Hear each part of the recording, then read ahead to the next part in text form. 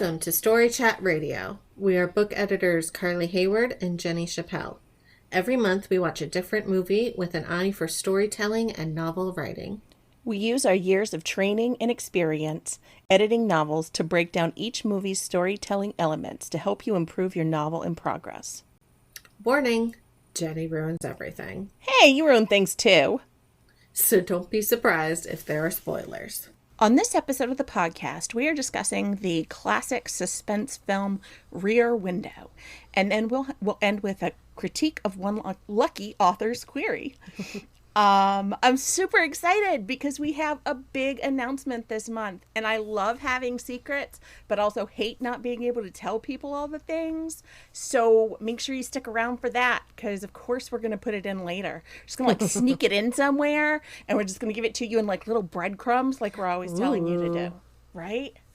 You can support the podcast on Patreon, where you can read the queries we critique, plus get other bonus content, including monthly writing chats with Carly and me, and the most adorable Story Chat Radio stickers.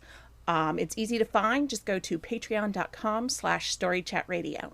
And don't forget that the podcast is now available on YouTube. You can find that link on our website or our link tree on Twitter and Instagram, or you can search for Story Chat Radio on YouTube. All right, here come the spoilers. Jeff Jeffries is recuperating from a broken leg in his small New York apartment and spends his time in a wheelchair looking out the rear window and watching his neighbors. The only people he talks to regularly are his therapist Stella and his girlfriend Lisa. One night at about 2 a.m., Jeff is dozing in his wheelchair by the window when a neighbor who is a salesman attracts his attention with some suspicious behavior in the courtyard. He tells Stella and Lisa, and they all start watching the neighbor and see that the wife is gone. They're all thinking the same thing. The missing wife was murdered by the salesman. Jeffries explains everything to a friend who's a police detective, but the detective looks into it, and the wife is in the country and everything is okay. Jeffrey, Stella, and Lisa all feel silly and a little morbid.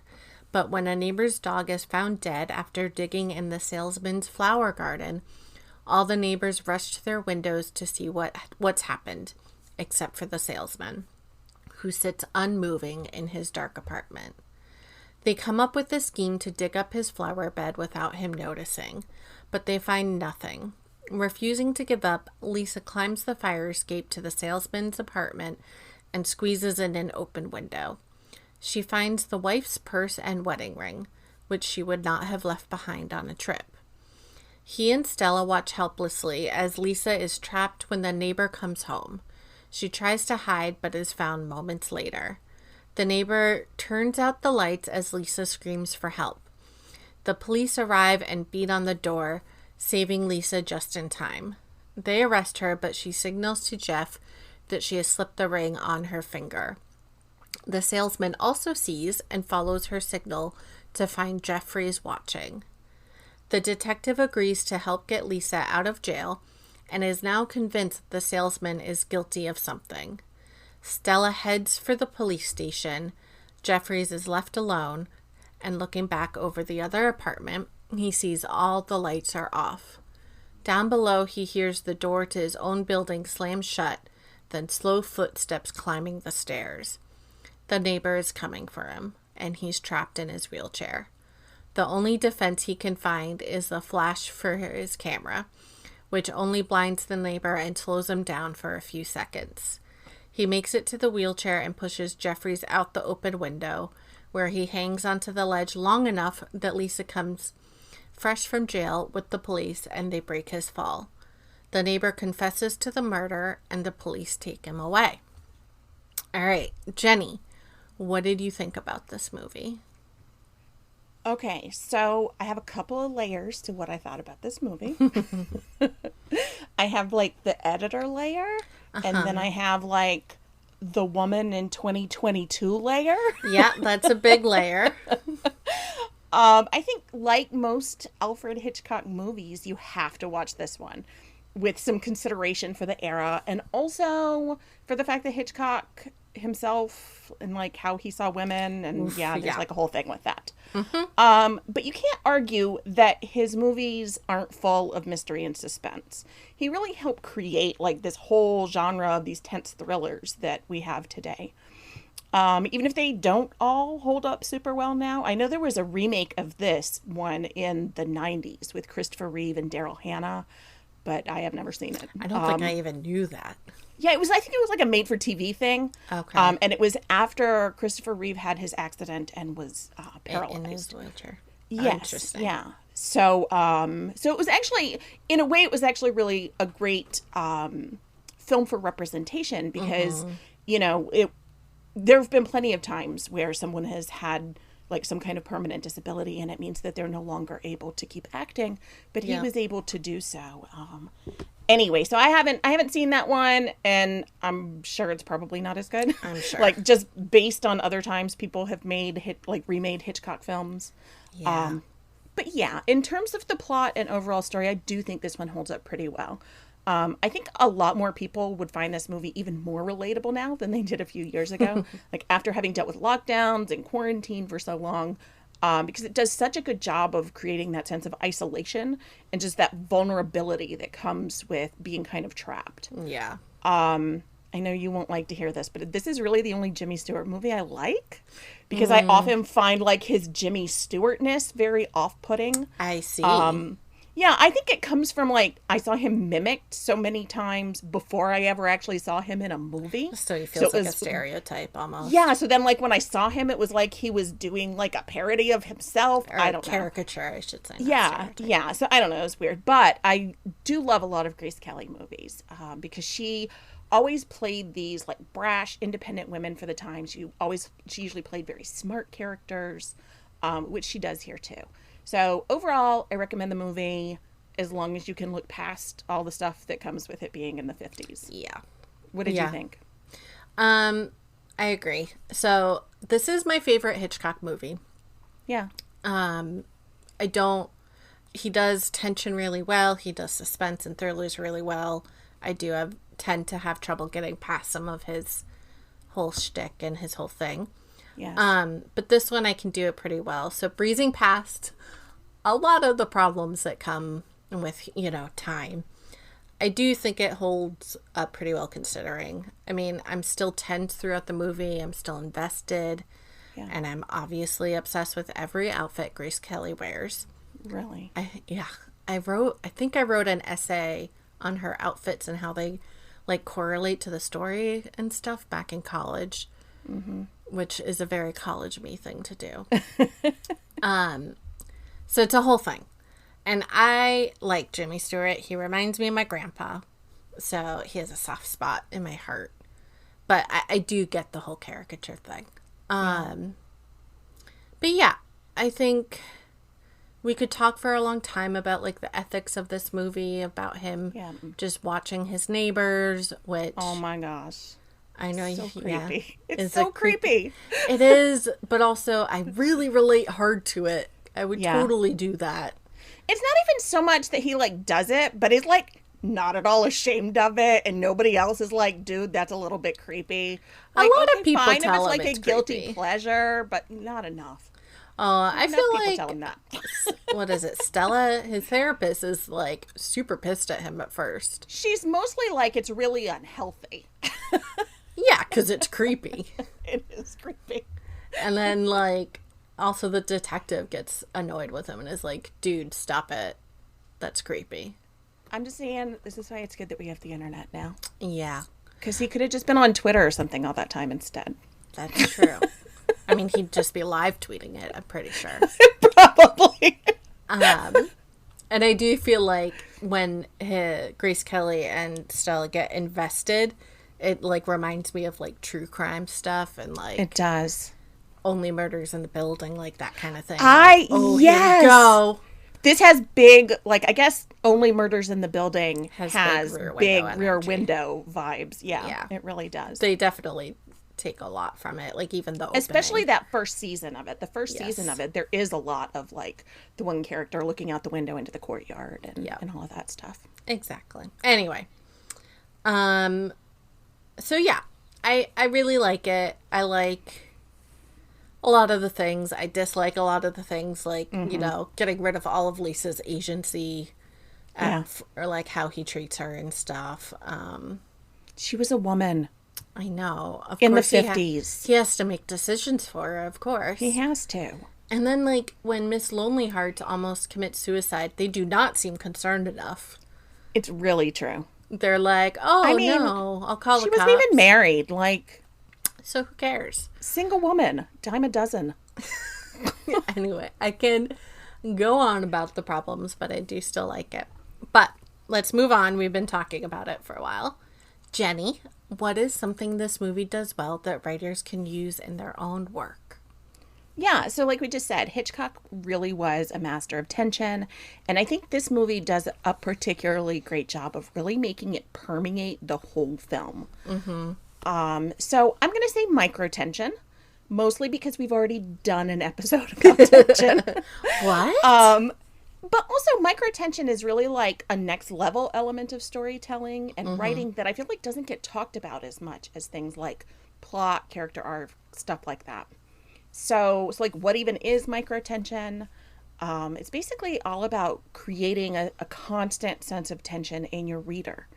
So sometimes when we talk about tension, we're talking about it like in relation to the character. But in this case, microtension is really about what the reader is feeling.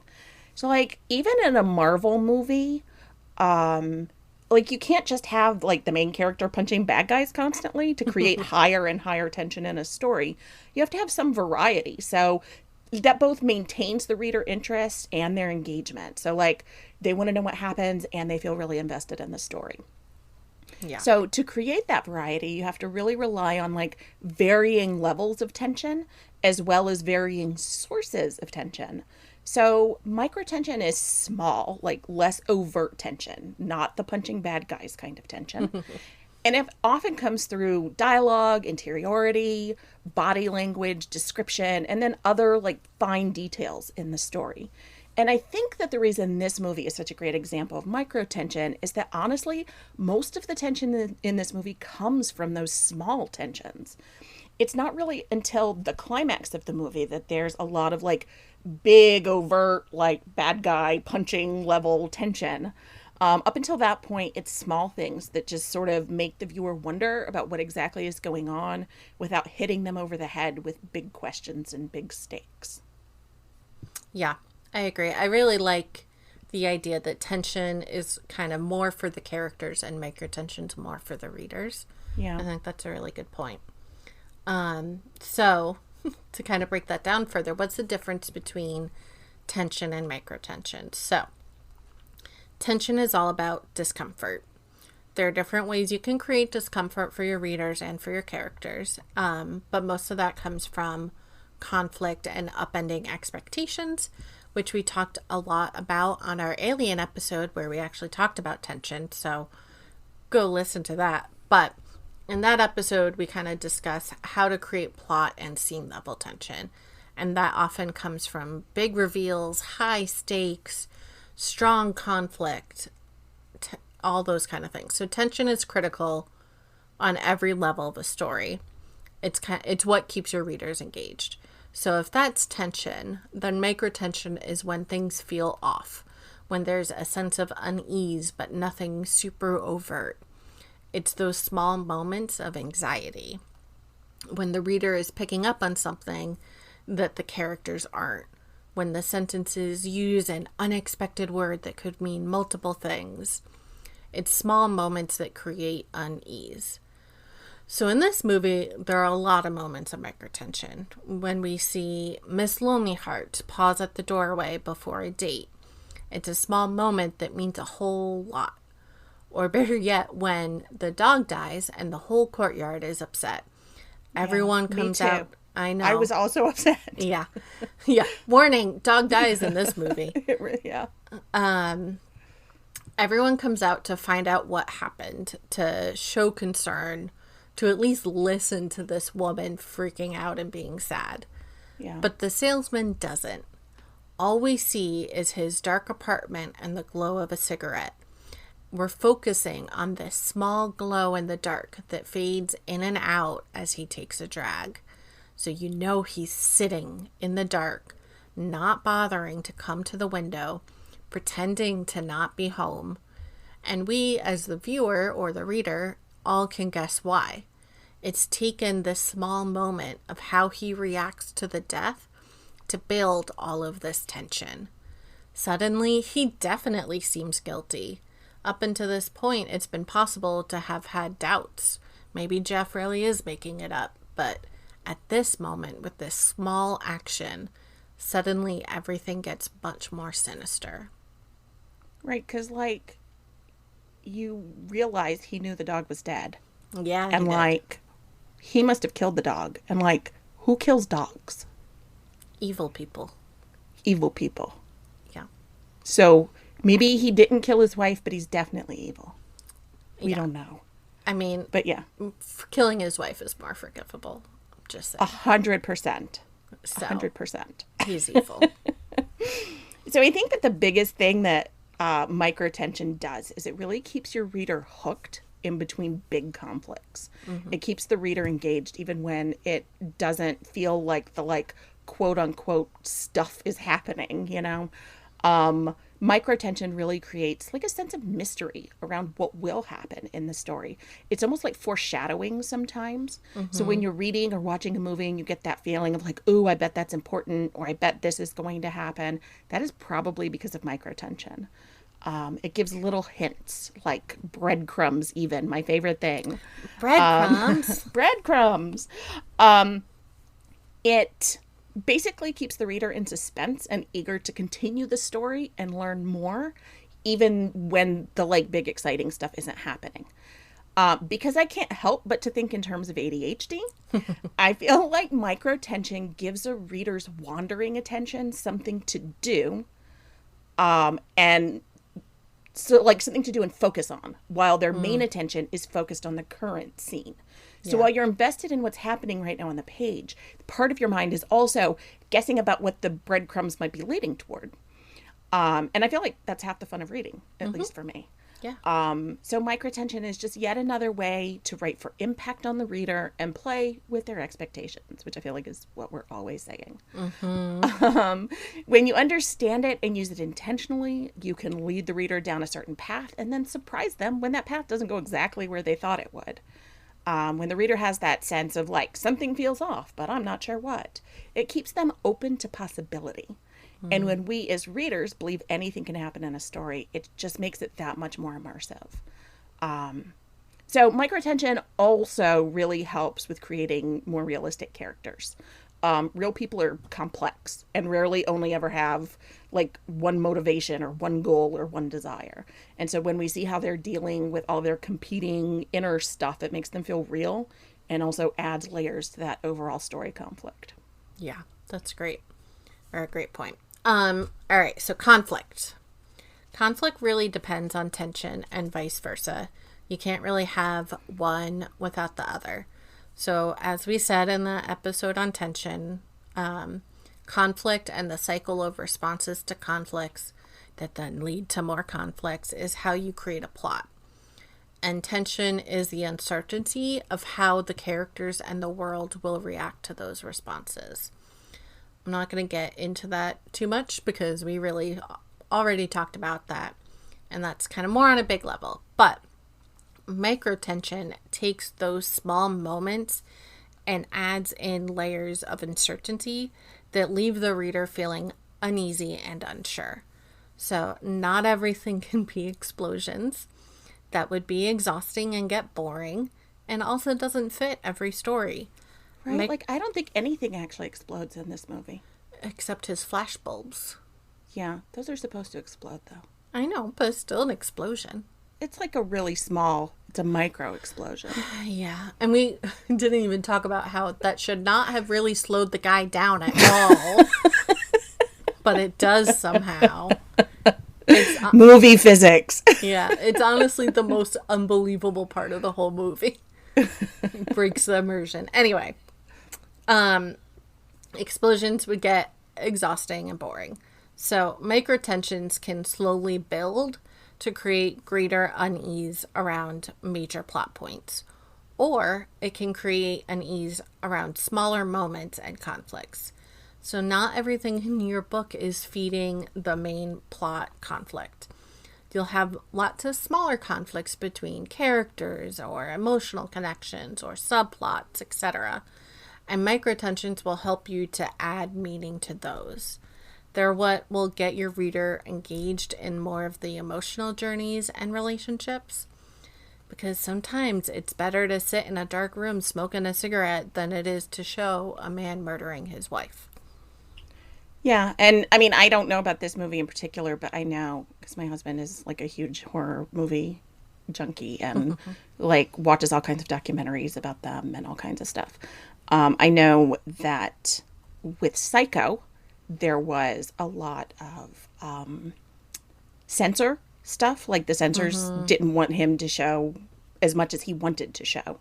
Right. And it's my understanding that he basically just kept pushing until they agreed. But like the censors of movies in the 1950s, like it was much harder to show things like a person being murdered on screen. Or, a woman in a shower. Exactly. Her navel. I remember that being a big deal. Yeah. Like showing her navel was Her a big stomach? deal. Yes. You could see like part of her stomach, but if you saw her belly button, that is too much. It's too racy. Can't handle it. Yeah. So I think that, so what you were just saying, and I talked a minute ago about like inner conflict, and you were just talking about like the emotional connections and all that. I want to come back to that because I think it's really one of the best ways to create microtension. Authors work really hard on making sure the external conflict is complex, and then that the character's inner world conflicts or conflicts with that in some way with the external conflict. But it's really important to think about how the character's inner world conflicts with itself. Like they want the thing, but they don't think they can have it, or they feel guilty for wanting it, or they believe they shouldn't want the thing.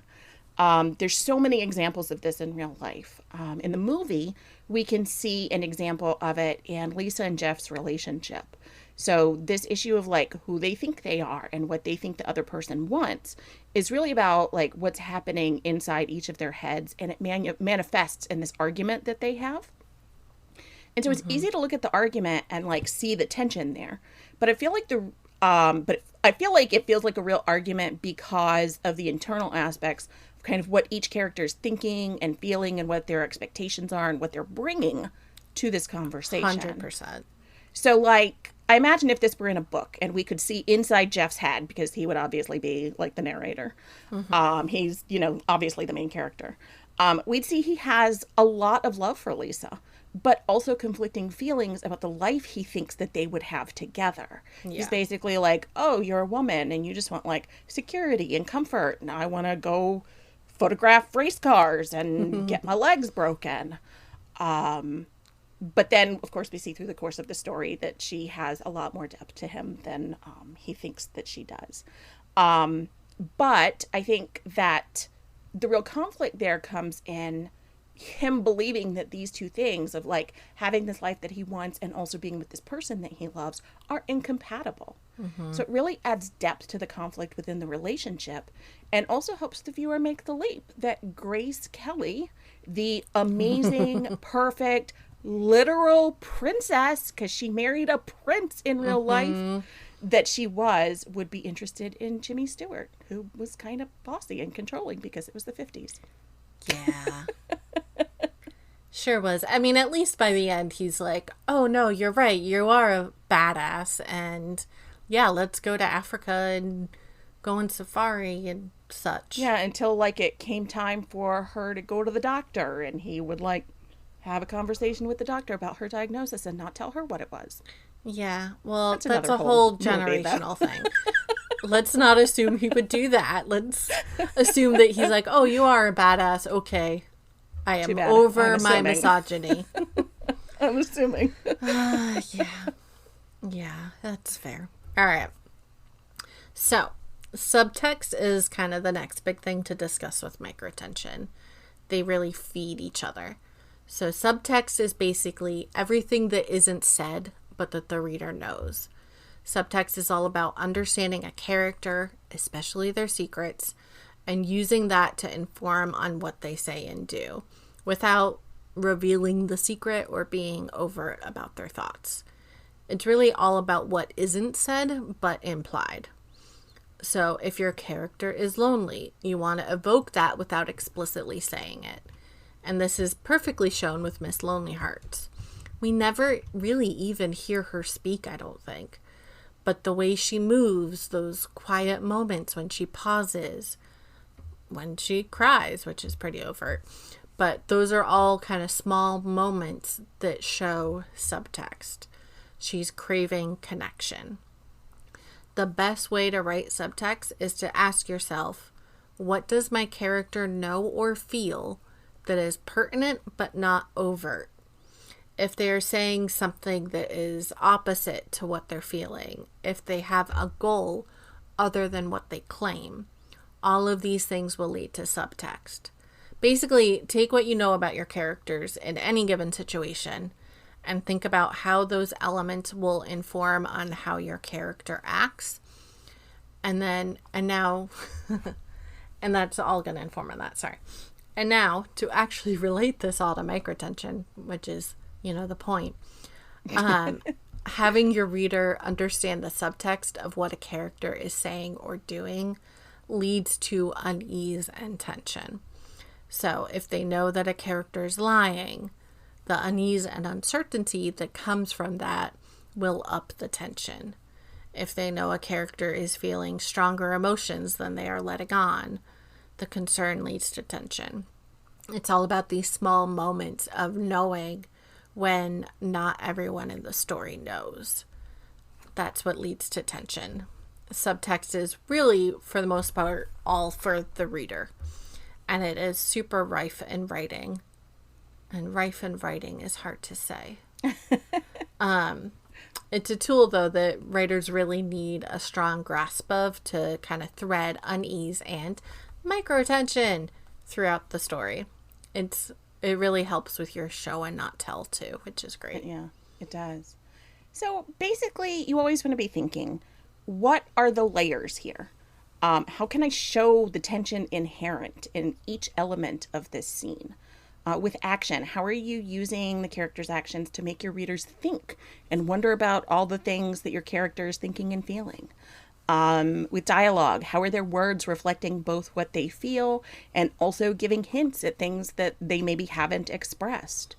Consider what you want the reader to feel and how high the tension is and needs to be. A great way to explore this is mind mapping or brainstorming until you see patterns start to emerge in each scene. What is each element pointing to in terms of what it's making the reader think and feel? And how are those elements working together and conflicting with each other to create that tension in your reader? What words are you using to show the subtext and to give the reader those little moments of guessing about what will happen next? So I think it's really, I think one thing that's really important, which we have said on many other episodes, is that microtension is not something to think about when you're drafting. Nope. This is definitely something that you deal with in revisions. Yes. So. And a lot of it you might be putting in without realizing it, but it's important to go back and recognize where you've put it. Definitely. And it also means when you feel like, when you're getting feedback that's like, I don't feel enough of a sense of tension or urgency or whatever, microtension can be a really great way to make that happen too. Mm-hmm. So I think we have come to the best part of this particular episode, which is when we get to reveal our secret. Oh, is it secret time? It's secret time. Did we do enough breadcrumbs? I don't know. Did we do any breadcrumbs? No, but we did say the word breadcrumbs a few times. Oh, that totally counts then. Okay, breadcrumbs. We did it. Good job, team. All right, so you get to do the reveal. You want to do the big reveal? I have to do the big reveal? Okay. Yeah, you get to reveal. We are doing Trope Weekend. Yay! Trope Weekend is going to be a live 3-day event that Carly and I are creating to talk all about tropes, like everything you could possibly want to know or talk about in tropes we are going to talk about. how to recognize them, how to use them to both meet your reader expectations and also surprise your readers. Yeah. We're going to talk about things like impact and tropes. Yeah, I think, like we've said before, like everyone thinks they know the tropes, but what we haven't really explored is like how you can use them as a really strong tool to work with your reader and like connect with them. And I think that's kind of what we're going to hopefully get into. Well, not hopefully. We'll be getting into that. We will be. Yeah. So yeah, it's going to be, we've got 3 days of it. We're going to have 4 hours of live classes, a chance to workshop your own use of tropes in your work in progress, exercises and tools. And of course you get to hang out with me and Carly. And even better, we're going to do movie night. And of course we're going to talk about movies. So yeah, we've got all kinds of really great information about this on our website. It'll be out on our social media sometime the day this comes out as well. So we really hope that you can come hang out with us. It's going to be, what's the dates again? October 21st to 23rd, I believe. 21st to 23rd, right. So movie night is Friday night. And then Saturday we're going to do all the classes. And then Sunday is going to be the day to workshop your own trope usage. Lots of group critiquing. Yeah, really looking forward to this. It's going to be a lot of fun. And yeah, so that's our big secret. Go. Look at the information on our website. But don't go yet. We're not done yet. No, our query for this month is adult crime fiction. So, Carly, what are your thoughts on this query? So we've got another suspenseful story, which classic us. My big notes are basically that this query feels a little long and dense. Yeah. It's hitting what it thinks are all the high action, big conflicts and buzzwords, but it isn't focusing enough on like story and character. Basically, I want to understand why I would want to follow your main character. What is compelling about her? What is she going to get up to on a personal level? We're missing the dun dun dun microtension. I mean, only kind of. But we're missing kind of more of the emotional tension and stakes. Yeah. Authors often forget that queries aren't just about the plot, but also giving us a base in who the main character is and why we should start to care about them. You want to invest us in the character a bit more to add stakes to the conflict, because if we don't care enough about the character, there's nothing at stake, and then the conflict has no meaning. Right. So otherwise, right now this is all about the big explosions, and we need nice those callback. Smaller moments. Thank you. I'm good at the callback. Thank you. Yeah, you are. Yeah, I agree. I think part of it is that there's way too much going on in this query. So like we've got the main element of her job and then all the details of this one job that's gone wrong, and also hints at misogyny and several named locations, and then 2 other characters mentioned at the last minute. And it's all just kind of a lot. It's really common for authors to want to include all the cool stuff about their story, but it can be a bit like a 3-ring circus, and like the reader doesn't know where to look. So yeah, I agree with Carly. Focus in on the main plot, main character, and the stakes. That'll really help this query letter show what's unique about this story and what makes it stand out in a crowded market. All right. Well, next month we will be watching the spooky season classic, Hocus Pocus. Yay! We've gotten a lot of feedback about wanting to see this particular movie. I know, lots of requests. So really excited about doing this one. And just in time for the sequel. Yes. We will also have another query or blurb critique. So if you want your query featured on the podcast, you can find the details about how to do that on our website or Twitter page. You can find our podcast on our website, storychatradio.com, and now on YouTube. We need subscribers so we can get our personalized YouTube URL. So please, if you enjoy the show, subscribe on YouTube. You can also follow us on Spotify, Apple Podcasts, Google Podcasts, or many other streaming services.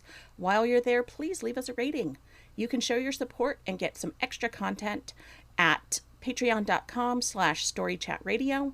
You can also follow us on Twitter and Instagram at storychatradio. Thanks for joining in our nonsense.